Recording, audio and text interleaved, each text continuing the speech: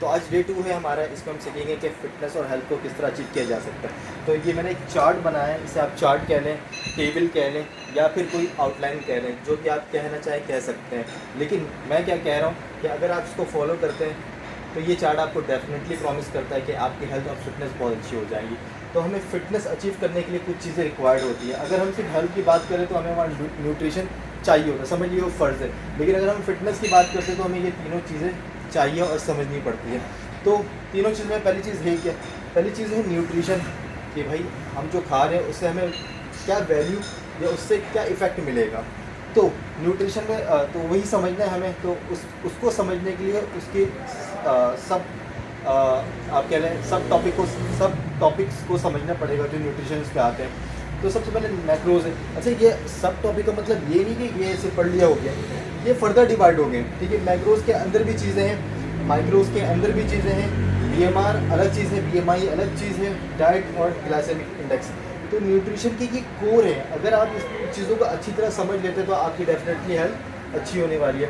अब हम बात कर लेते हैं दूसरी काइंसियोलॉजी की। काइन कहते हैं किसी भी एक्शन को या मोशन को या मूवमेंट को, ठीक है।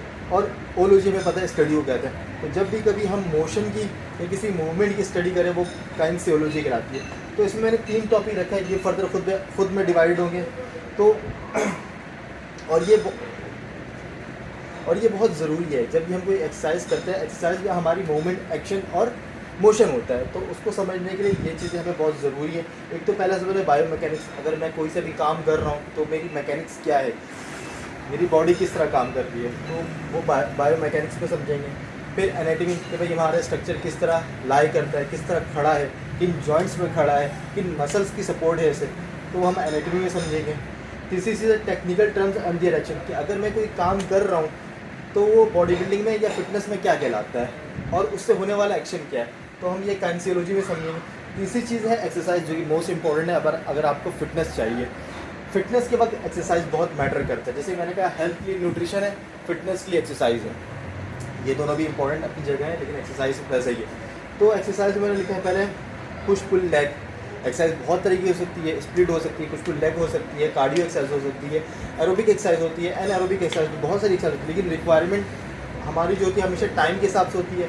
हमारी मतलब कि हमारी रिक्वायरमेंट के हिसाब से एक्सरसाइज हमारी रिक्वायरमेंट के हिसाब से हम एक्सरसाइज करते हैं। तो पुश पुल लेग हो गया, अपर लोअर स्प्लिट हो गया, फुल बॉडी वर्कआउट हो गया, हाई इंटेंसिव इंटरवल एक्सरसाइज हो गया, या एनी स्प्लिट।